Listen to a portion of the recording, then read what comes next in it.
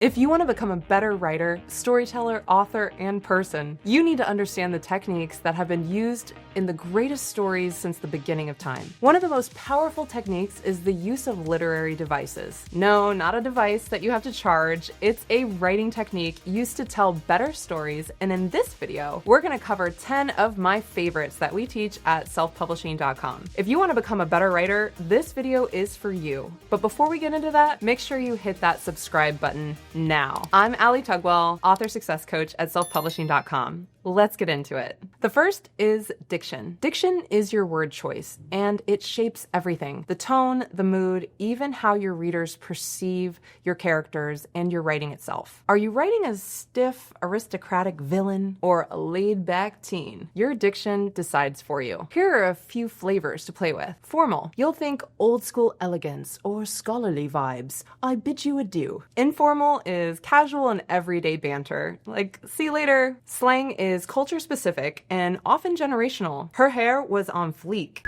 So fetch.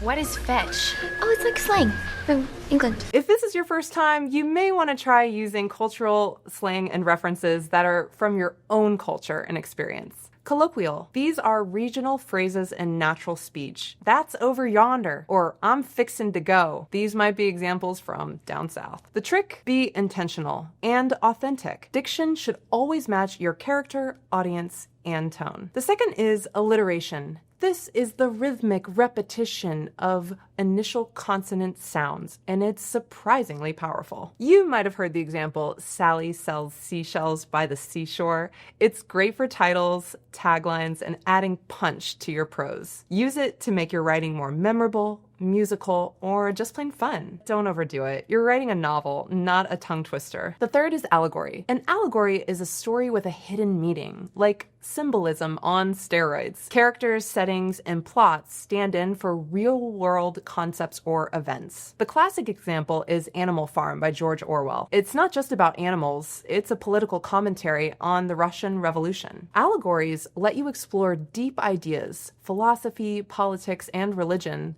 without being preachy. They make your story feel layered and rich. You've probably also heard this as satire, which is a form of allegory, but in a comical sense. The fourth is colloquialism. This is where your dialogue and sometimes your narration starts to feel real. Colloquialisms are casual, culturally flavored expressions that ground your characters in time and place. One example is the word bamboozle, to fool someone, or over yonder, a vague direction somewhere that way, used in the South. Also the expression of feeling sad or down, aka feeling blue. They're perfect for character, voice, regional flavor, and immersive world building. Just be mindful of overuse. Too much can confuse readers, or it can start to feel forced. The next is foreshadowing. Want your plot twists to feel earned, not random? That's where foreshadowing comes in. It's all about dropping subtle clues early on that hint at what's coming later. In The Avengers, a throwaway line about defending Earth sets up the entire alien invasion arc. Sorry, spoiler alert.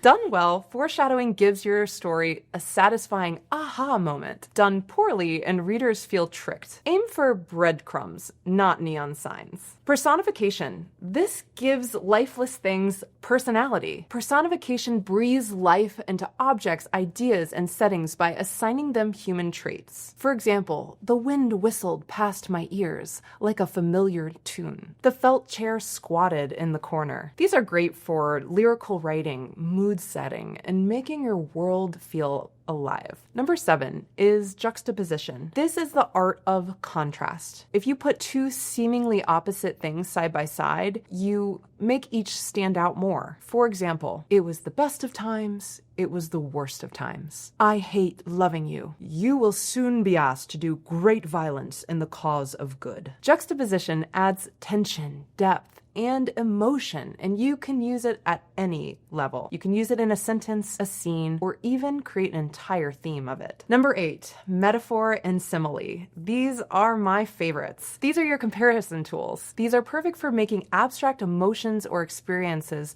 feel vivid and concrete. The difference being that a metaphor is a direct comparison. She was drowning in a sea of despair. The metaphor being sea of despair. A simile uses like or as. It was as if she were drowning.